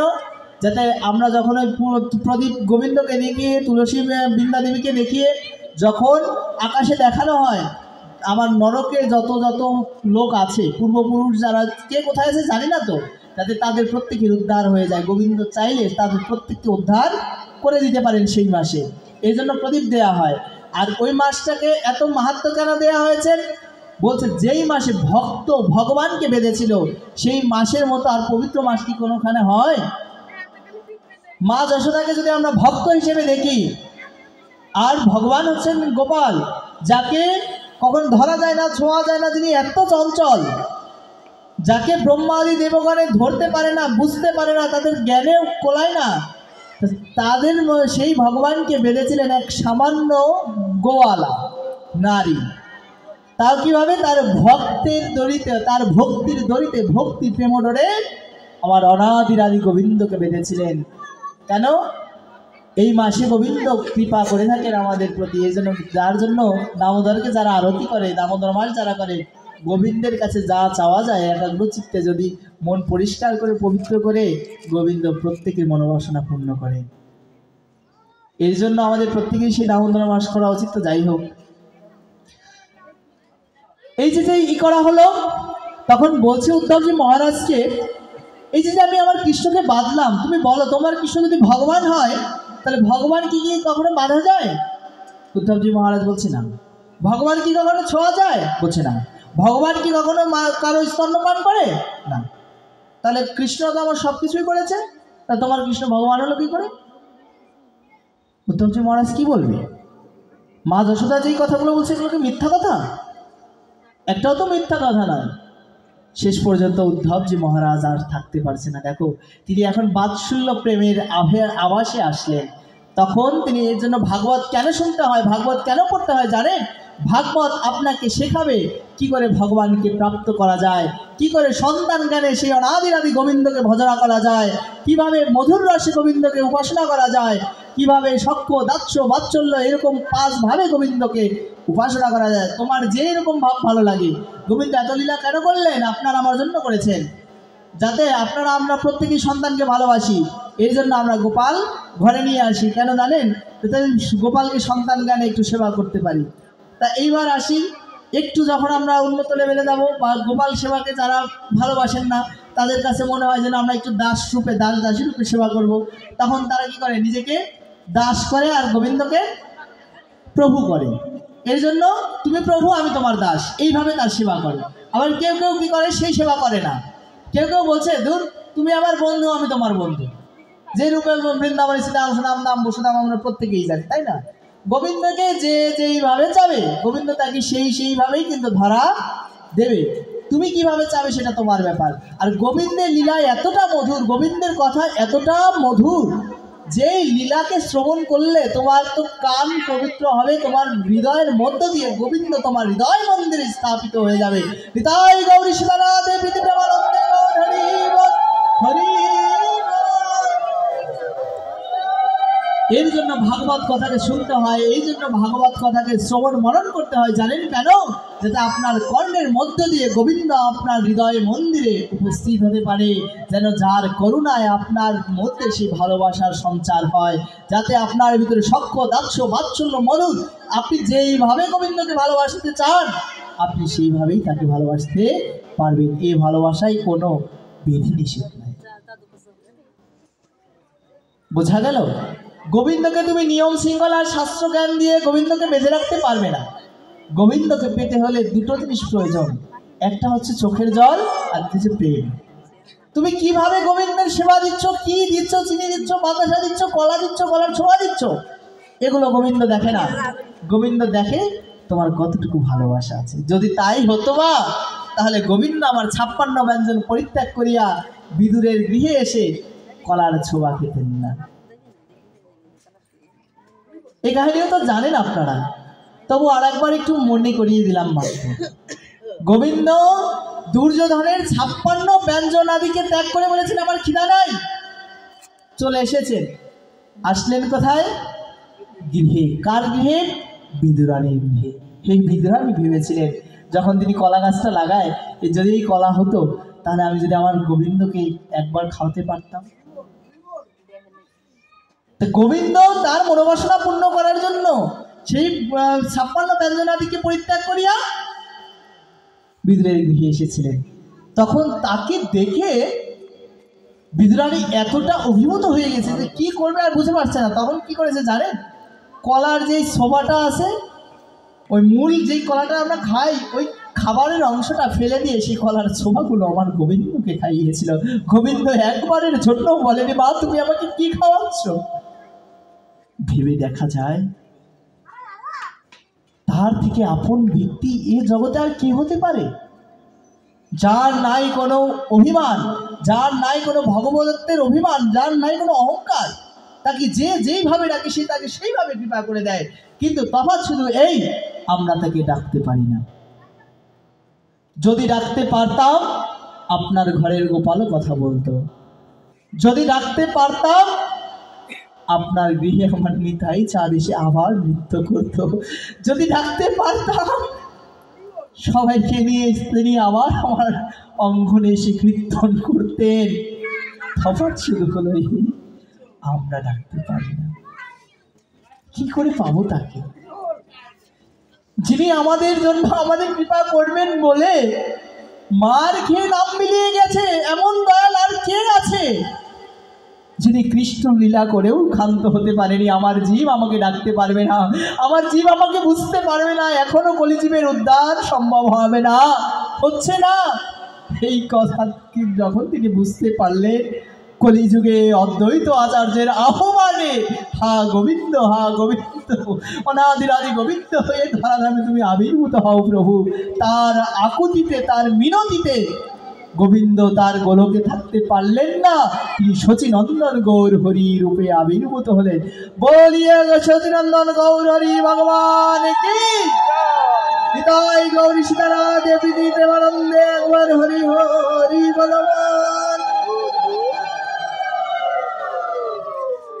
গৌরলীলায় তিনি কি করলেন? কোনো অস্ত্র নিয়ে আসলেন? কোনো অস্ত্রকে তিনি ধারণ করলেন না। কেন? তিনি জানতেন এ যুগ পাপের যুগ। তিনি হরিনাম দিয়ে জগৎকে মাতালেন। আজ যদি গৌর হরি না আসতো, আজ যদি আমার সেই নিত্যানন্দ প্রভু না আসতো, আমাদের কলিজীবের উদ্ধার গতি ছিল না।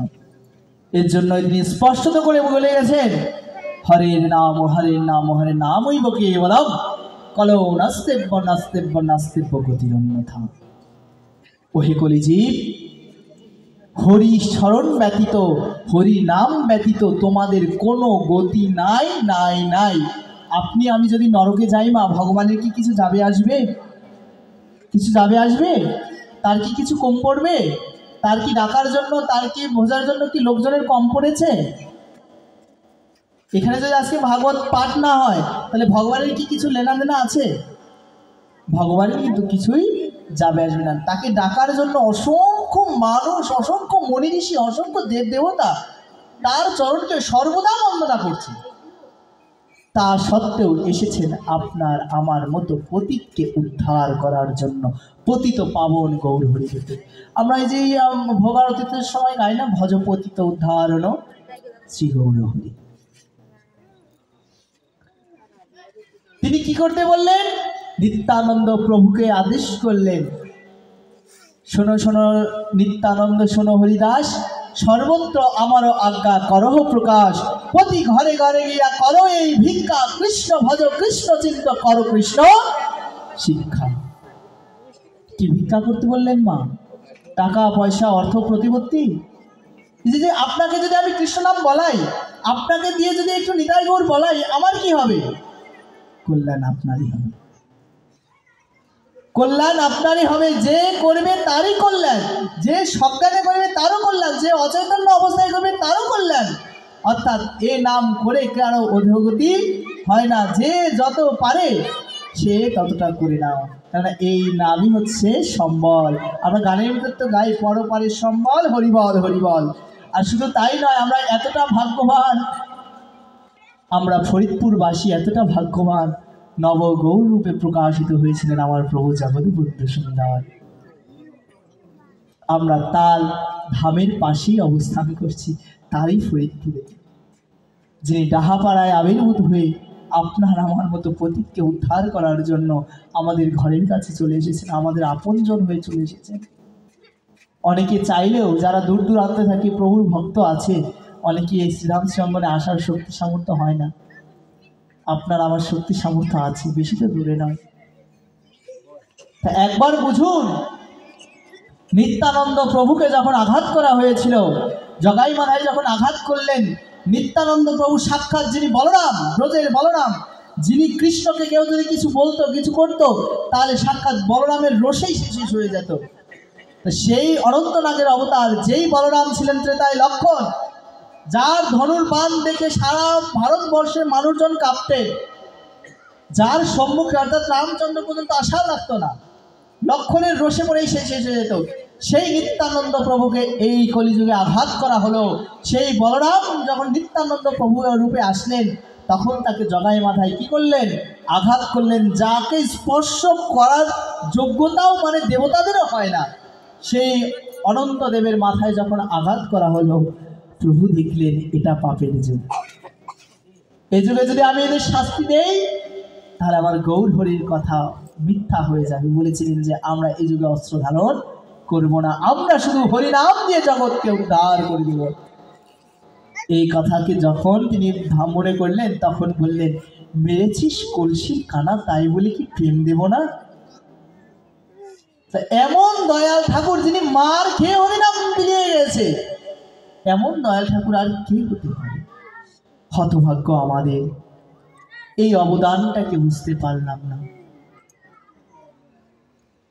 কি দরকার ছিল গৌর হরি সাক্ষাৎ ভগবান ওই সচী মাতাকে কাঁদিয়ে উড়িষ্যায় চলে যাওয়া? কি দরকার ছিল তিনি জগন্নাথ দেবের সাথে বিলীন হওয়া?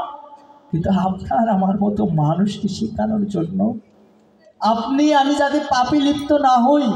তৎকালীন সময়ে চৈতন্য মহাপ্রভুকে অনেকে ধিক্কার দিত, অনেকে নিন্দা করত, হরিনাম তারা শুনতে পারত না। তখন চৈতন্য মহাপ্রভু দেখলেন, যদি আমি সংসার লীলায় থাকি তাহলে মানুষের পাপের বোঝা আরও বাড়তে থাকবে, কিন্তু কোনো সাধারণ মানুষ কোনো সন্ন্যাসীর নিন্দা করেন না। এই ভাব যখন তিনি বুঝতে পারলেন, তিনি ঠিক করলেন যে আমি সন্ন্যাস ধর্ম নেব। তা চিন্তা করে দেখেন, একটা মায়ের কাছ থেকে যদি একটা সন্তান চলে যায়, মা, সেই মায়ের কি অবস্থা হয়? ঠিক তদ্রূপ তা সত্ত্বেও তিনি কেন করলেন? আমাদের উদ্ধারের জন্য, আমাদের শিক্ষার জন্য, যাতে আমাদের কল্যাণ হয়।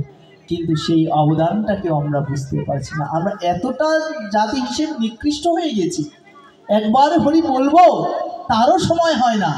সাংসারিক কাজ, টিভি সিরিয়াল, নাটক, গান ইত্যাদি সমস্ত কিছু করি, আমাদের প্রত্যেকেরই সময় আছে। তাসের আসলে দেখেন, এখানে যত মানুষ বসা আছে, যদি এখানে কয়েকজন তাস খেলতে বলে দেখবেন এখানে ঘিরে ফেলবে। যদি এখানে একটা যাত্রা হয়, যদি এখানে একটু ডিজে গান বাজে, দেখবেন অসংখ্য মানুষ এখানে ভিড় জমিয়ে দেবে। কিন্তু যেখানে যার অবদানে আমাদের এই ভবপার থেকে উদ্ধার সম্ভব, যার কথা শ্রবণ মরণে শুধু এ জীবন্ত ছাড়ো, জন্মান্তরে আমরা তার হয়ে যাই, যে তার চরণ ছাড়া আমাদের হতে দেয় না, তার চরণকেই আমরা বন্দনা করি না। আমাদের মতো হতভাগ্য জীব আর কি আছে? আমাদের মুক্তি সম্ভব কি করে আপনারা একবার ভেবে দেখবেন। যাই হোক, যখন চৈতন্য মহাপ্রভু এদেরকে মারতে এসেছিলেন, কিন্তু নিত্যানন্দ প্রভু মারতে দিলেন না। তখন প্রভুকে বললেন, প্রভু তুমি এদের প্রতি কৃপা বর্ষণ করো। দেখো, এত পাপী হওয়া সত্ত্বেও চৈতন্য মহাপ্রভুর কৃপায় তারা সেই পাপ থেকে মুক্ত হয়ে তারা অনাদিরাদি গোবিন্দের শ্রীপাদ পদ্মে আশ্রিত হতে পেরেছিলেন। কিন্তু আমরা তাদের থেকেও এতটা পাপী হয়ে গিয়েছি, যারা এই গৌর হরির অবদানটাকেও কিন্তু মেনে নিতে পারছি না। কিন্তু মনে রাখবেন মা, আপনার আমার জীবনের সূর্য অস্তমিত হতে যাচ্ছে। আপনি আমি কেই সংসারে থাকবো না। আপনার জন্ম যখন হয়েছে, মৃত্যু তখন হবে। একবার বিবেচনা করে দেখবেন, কি নিয়ে এসেছিলাম, কেনই বা সংসারে আছি, আর কি বা নিয়ে চলে যাব? কেনই সংসারে আসলাম, কেনই বা চলে যাচ্ছি, আর কি আমি সাথে নিয়ে যাচ্ছি? কে আমার আপন ছিল? আমি তো আপন জিনিসটাকেই চিনতে পারলাম না, আমি তো আপন বস্তুকেই চিনতে পারলাম না। যার চরণে একবার আশ্রয় করলেন, সে তার চরণ ছাড়া আমাদের কখনো কোনো জন্মে করেন না। জন্ম জন্মান্তর আপনার সঙ্গে থেকে তার শ্রীপাদ পদ্মে আপনি যতদিন না পৌঁছাবেন, গোবিন্দ আপনাকে সাহায্য করেই যাবে, এতে কোনো ভুল নাই। আর গোবিন্দ বললেন, সংসারের সমস্ত কিছু নষ্ট হয়ে যাবে, আমার ভক্তের কখনো বিনাশ হয় না। নিতাই গৌরী সীতারাধে প্রেমানন্দে গৌর হরি।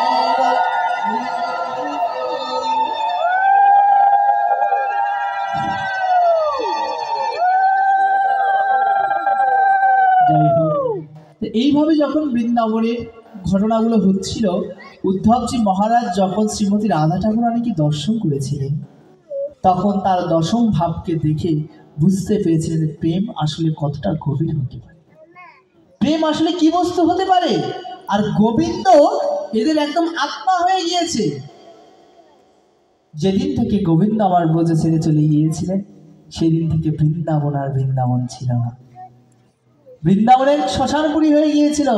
বৃন্দাবনের মানুষগুলো শুধু এক বেঁচে ছিল কেন জানি, শুধু গোবিন্দ আসবে এই কথার ভিত্তিতে তারা জীবন ধারণ করেছিলেন। অক্রূর যখন রথে করে কৃষ্ণ বলরামকে নিয়ে যাচ্ছে, তখন ব্রজাঙ্গনরা দেখছে আমার প্রাণনাথকে আর আটকে রাখা যাচ্ছে না, আমার গোবিন্দকে আর আটকে রাখা যাচ্ছে না। তখন তারা কি করেছিল জানেন? তারা তখন জীবনের মায়া করেনি। দেখুন ভগবানকে ভালোবাসতে হয় কি করে। তখন তারা জীবনের মায়া করেনি মা, রথের নিচে সবাই শুয়ে পড়েছিলেন। হে অক্রূর, তোমরা তো আমাদের প্রাণটাকে নিয়ে যাচ্ছ, তাহলে এই দেহটাকে কেন ছেড়ে যাচ্ছ? তোমরা আমাদের এই দেহকে উপর দিয়ে রথকে টেনে নিয়ে চলে যাও, তবু আমরা দেহ রক্ষা করে অন্ততপক্ষে শান্তি পাবো। এই জীবন আমাদের জোড়া হয়েছে, গোবিন্দ আমাদের বক্ষের উপর দিয়ে চলে গিয়েছে। এই ভাবনায় আমরা জীবনকে যদি ত্যাগ করি, তাহলে আমরা মৃত্যুর পরেও শান্তি পাবো। কিন্তু গোবিন্দ দেখলেন এদের বোঝানো সম্ভব হচ্ছে না, আর এরা যদি না মানে আমার পরবর্তী লীলা হবে না। তখন গোবিন্দ নিজে কষ্ট সহ্য করেও তখন বলেছিলেন, হে প্রজাঙ্গনা, তোমরা চিন্তা করো না, আমি আজ যাচ্ছি, আবার ফিরে আসবো। কিন্তু গোবিন্দ তারপরে আর বৃন্দাবনে ফিরে আসে। চিন্তা করে দেখেন, কারো মানুষের কাছ থেকে যদি কারো প্রাণনাথ চলে যায়, আপনার ভিতর যদি আপনার প্রাণটাকে যদি বের করে দেওয়া হয় মা, মনে রাখবেন আপনি যখন জলে পড়েন তখন মনটা কেমন করে? তখন কি কোনো কিছুর চিন্তা থাকে? তখন চিন্তা থাকে না, মনে হয় কিভাবে এই জল থেকে বের হব। ঠিক তদ্রূপ প্রত্যেকটা প্রজাঙ্গনার ভিতরে ভিতরে ছটপট ছটপট করতো, হা প্রাণনাথ তুমি একবার ব্রজে এসে আমাদের দর্শন দাও, একবার বৃন্দাবনে এসে একবার দর্শন দাও। তোমাকে দর্শন করতে করতে যেই জীবন আয়ুটুকু আছে, যেই জীবনের সূর্যটুকু আছে, সেটুকু অস্তমিত করি। শ্রীমতী রাধারানী সবসময় আমি বলতেন, হে গোবিন্দ, তোমার বিরহে যে একটু অশ্রুপাত করো, তুমি সেই উপায়ও আমাকে করে দিয়ে যাওনি। কেননা গোবিন্দ বলেছিলেন শ্রীমতী রাধা ঠাকুরানীকে, তোমার যদি রাধে এক ফোঁট চোখের জলও মাটিতে পড়ে, তুমি মনে রাখবে আমি গোবিন্দ তোমার ওই মথুরায় স্থির থাকতে পারবো না। এর জন্য দেখো ভক্ত আর ভগবান কেমন। ভক্ত যদি ভগবানের জন্য কন্দন করে, ভগবানও সেখানে স্থির থাকতে পারে না, ভগবানও সেখানে চোখের জলে হয়ে যায়। নিতাই গৌর সীতারাম পৃথিবীতে বলন্তে।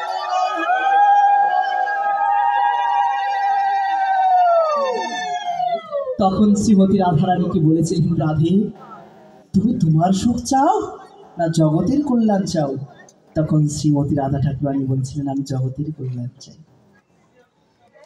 এর জন্য শ্রীমতী রাধারানী আর ক্রন্দনও করতে পারেনি মা। দেখবেন আমরা যদি একটু কান্নাকাটি করি, তাহলে একটু মন থেকে হালকা হওয়া যায়। কিন্তু কারো শোকে যদি কেউ একদম কান্নাকাটি না করে, মনে রাখবেন শোকে পাথর হয়ে গেছে। শ্রীমতী রাধা ঠাকুরানী এইভাবে জীবনের অন্তিম দিন পর্যন্ত ছিলেন। দশম ভাবে ভাবিত হয়ে সারাক্ষণ গোবিন্দ কথা চিন্তা করতে, গোবিন্দকে দেখতে দেখতে মনে হতো এই গোবিন্দ দাঁড়িয়ে আছে।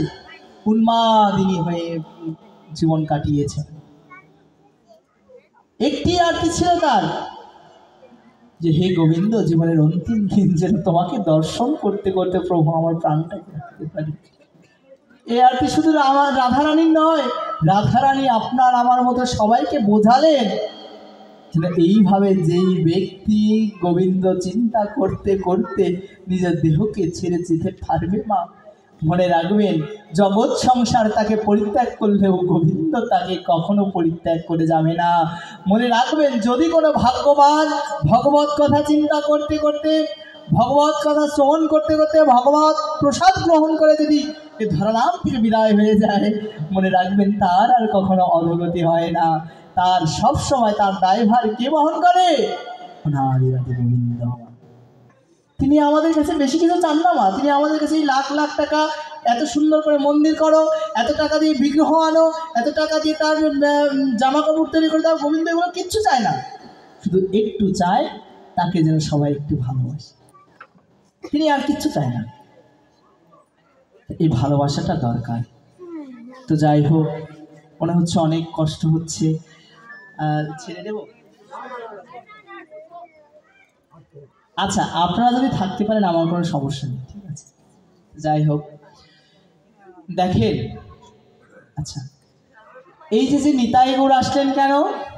বলছে যার অবদানে, দেখো গোবিন্দ কিন্তু নিজে ভগবান হয়ে কিন্তু স্বাদ তার মেটেনি। শ্রীমতী রাধারানীর ভাবকে অঙ্গীকার করে কেন আসলেন? বলছে প্রেম শেখাবেন বলে। তা প্রেম যদি শেখাতে হয়, একমাত্র প্রেমের মূরতি কে ছিল জানেন? আমার আহ্লাদিনী স্বরূপিণী শ্রীমতী রাধা ঠাকুরানী। তো গোবিন্দ যখন গৌর রূপে আসবেন, তখন শ্রীমতী রাধা ঠাকুরানী বলেছিলেন, তুমি যে যাচ্ছ, কেন যাচ্ছ? বলে যে কৃষ্ণ নামের কি মহিমা বা কৃষ্ণকে ভজনের কি মহিমা, সেটা জগৎবাসীকে বোঝানোর জন্য। তা বলে শোনো, আমার ভাবকে তুমি যদি না নিয়ে যেতে পারো, আমার ভাবকে তুমি যদি অঙ্গীকার না করে যেতে পারো, তাহলে তোমার ওই যাওয়া সার্থক হবে না। কেন জানো? তোমাকে ভালোবেসে, তোমার নামে অশ্রুপাত করে, তোমাকে ডেকে যে সুখ আমি অনুভব করতে পারি, সেই সুখ তুমি কৃষ্ণ হয়েও তোমার ভিতরে সেই বোঝার সামর্থ্য নাই। এর জন্য প্রেমের গুরুকে শ্রীমতী রাধা ঠাকুরানী। আমাদের আশ্রয়কে, আমাদের সাধন ভজনে আশ্রয়কে গুরুদেব। গুরুদেবের আশ্রয় নিতাই গৌর, তাদের আশ্রয় শ্রীমতী রাধা ঠাকুরানী। তাই তো রাধারানীর ভজন ব্যতীত, রাধারানীর পূজন ব্যতীত, রাধারানীর নাম ব্যতীত গোবিন্দকে যদি কেউ জানতে চায়, তাহলে সে জানাটাও হয়ে যায় অর্ধেক। ঠিক আছে, রাধারানীকে অবজ্ঞা করিয়া কেউ গোবিন্দকে জানতে পারে না। পারলেও তার ভিতরে প্রেমের সঞ্চার হবে না, তিনি বেশি দিন গোবিন্দকে ধরে রাখতে পারে। জ্ঞান থাকলে তার এক সময় অহংকার চলে আসবে। তা আর গোবিন্দ কাদের চরণে আজকে এই উদ্ধবকে পাঠিয়েছিলেন? বৃন্দাবনে পাঠিয়েছিলেন। প্রথমে নন্দ যশোদা থেকে তিনি বাৎসল্য প্রেমের আভাস পেলেন। তারপরে যখন ব্রদাঙ্গনাদের দেখলেন, তার ভেতর থেকে তার ব্রদাঙ্গনাদের সাথে বার্তালাপ করে বুঝতে পারলেন কৃষ্ণ তাদের কতটা আপন ছিল। পরবর্তী যখন শ্রীমতী রাধা ঠাকুরানীর ভাবের সংস্পর্শে আসলেন, তখন উদ্ধবের আর জ্ঞানের অহংকার ছিল না। তখন মনে হচ্ছিল যেন এদের ভাব দেখে যে কৃষ্ণ প্রেম এত হতে পারে, ভগবান কৃষ্ণের প্রতি ভালোবাসা এইরকম চরণে উঠতে পারে, যা আমার শাস্ত্র জ্ঞান দিয়ে আমি পরিমাপ করতে পারিনি। তখন মনে হচ্ছিল যেন হে বসুমতী, যেরকম মা সীতা পাতালে প্রবেশ করেছিল, তুমি যদি আজ দুই ভাগ হয়ে যেতে, আমি উদ্ধব আজকে আমার জ্ঞান ট্যান যা ছিল সমস্ত কিছু বিসর্জন দিয়ে তোমার ভূমিতে ঢুকে যেতাম। এই মুখ আমি আর কাউকে দর্শন করাতাম না। এতক্ষণ আমার জ্ঞান ছিল, এতক্ষণ আমি গোবিন্দকে ভালোবাসতে পারিনি। কিন্তু যখন শ্রীমতী রাধা ঠাকুরানীর কৃপা হয়েছিল, তখন উদ্ধব যে মহারাজ বুঝতে পেরেছিলেন আসলে জ্ঞানের কি, প্রেমের কি মহিমা। এই জন্য ভাগবত কথায় আসলে কি হয় জানেন মা? এই প্রেম সম্বন্ধে যখন আলোচনা হয়, তখন ভগবানকে ভালোবাসার জন্য লালসা তৈরি হয়। ভগবত কথা শ্রবণ করতে করতে, ভাগবত কথা শ্রবণ করতে করতে তার প্রতি আমাদের একটা সম্বন্ধ স্থাপন হয়। যদি তার সাথে যদি সম্বন্ধ না হয় মা, তাহলে তাকে আমরা কি করে বুঝবো, তাকে আমরা কি করে ডাকবো, তাকে কি করে ভালোবাসতে হয়, কি করে ডাকতে হয়, সে কি চায়। তা এই জিনিসগুলো আমরা কোথায় পাবো? কিছু ভাগবত থেকে। যেন ভাগবতকে কোনো সাধারণ বই পুস্তক বললে চলবে না। কলিযুগে প্রত্যক্ষ ভগবান হচ্ছেন শ্রীমদ্ ভাগবত। তো যাই হোক, যখন এই উদ্ধবজি মহারাজ বৃন্দাবনে গিয়ে মথুরায় প্রবেশ করেছিলেন, এতদিন গোবিন্দ তাকে আলিঙ্গন করেনি। আজকে এই উদ্ধবকে দেখে গোবিন্দ আর স্থির থাকতে পারলেন না। মনে হচ্ছে সমস্ত বৃন্দাবনে আজ উদ্ধবের মধ্য দিয়ে তার মথুরায় প্রবেশ করেছে। তখন গোবিন্দ নিজে হাতে একদম দৌড়ে গিয়ে সেই উদ্ধবজি মহারাজকে আলিঙ্গন করেছিলেন। দেখো, কেন উদ্ধবকে আলিঙ্গন করলেন? তার জ্ঞানকে আলিঙ্গন করলেন না। বলছি ওই যে উদ্ধবের গায়ে যখন গেছিলেন, তখন খুব সুন্দর উত্তরীয়, খুব সুন্দর মুকুট ইত্যাদি পরে গিয়েছিলেন তিনি বৃন্দাবনে। কিন্তু যখন এসেছে, তখন ব্রজ ধুলায় জর্জরিত হয়ে গিয়ে তিনি বৃন্দাবন থেকে মথুরায় এসেছিলেন। আজ একবার চিন্তা করে দেখেন, গোবিন্দ বৃন্দাবনকে কতটা ভালোবাসে। যিনি সাক্ষাৎ ব্রজ ধুলাকে দেখে আর নিজেকে স্থির রাখতে পারেনি, সেই উদ্ধবকে বারংবার তিনি আলিঙ্গন করে নিজ কক্ষে নিয়ে গিয়েছিলেন। তখন গোবিন্দকে বলেছিলেন, গোবিন্দ তুমি এতটা নিষ্ঠুর, এতটা নির্দয় কি করে হতে পারো? যেই উদ্ধব যাওয়ার সময় বলে গেছিলেন যে হে ভগবান, তোমাকে যারা ডাকে তারা তোমাকে ডেকে মুক্ত হয়ে যায়, তা তোমার জন্য অশ্রুপাত করা, তোমার জন্য কান্নাকাটি করা, এটা তো তোমাকে পাওয়ার পথ না। তোমাকে পেতে হলে যোগ সাধনা ইত্যাদি আছে, প্রাণায়াম আসন ইত্যাদি আছে, এগুলো করে তোমাকে পাবে। কিন্তু এখন সেই উদ্ধব এসে বলছে কি, তুমি এতটা নির্দয় কি করে হতে পারো, এতটা নিষ্ঠুর কি করে হতে পারো। সেই দিন থেকে উদ্ধবের সব জ্ঞান, অর্থাৎ যখন বুঝে গেল, তার জ্ঞান লুপ্ত হয়ে প্রেমের উদয় ঘটেছে। এই যে গোবিন্দকে যদি মা বুঝতে হয়, তাহলে আমাদের প্রেমের আশ্রয় আসতে, প্রেম বিনা গোবিন্দকে বোঝা সম্ভব। তো যাই হোক, তা এই উদ্ধবজি মহারাজের মাধ্যম দিয়ে গোবিন্দ আমাদেরকে বোঝাতে চাইলেন, আসলে যদি তাকে বুঝতে হয়, তাকে জানতে হয়, তাহলে আমাকে বৃন্দাবনের মতো আপন করে নাও। আমাকে সন্তান জ্ঞানে হোক, প্রভু জ্ঞানে হোক, সখা জ্ঞানে হোক, যে যেইভাবে ডাকো, যে যেইভাবে আমাকে বোঝে আনন্দ পাও, তোমরা ঠিক সেইভাবেই আমার ভজনা। তো যাই হোক, আচ্ছা একটু কীর্তন করে কথাকে বিশ্রামিত করবো, ঠিক আছে? তো প্রত্যেকের কাছে অনুরোধ থাকবে, যার জীবনের যতটুকু আয়ু আছে মা, কার কখনের জীবনের সূর্য কখন যে অস্তমিত হয়ে যাবে এ কথা আমরা কেউ জানি না। আপনি আমি বেঁচে আছি, কাল সকালে কি সূর্য উদয় দেখতে পারবো কিনা এই গ্যারান্টি কেউ দিতে পারি না। অতএব সকালের চরণে আমার নিবেদন থাকবে, যেন জীবনের যার যতটুকু সময় আছে, যতটুকু সময় পান বা যখন মনে হয় একটু হরিভজনা করে নিন। মনে রাখ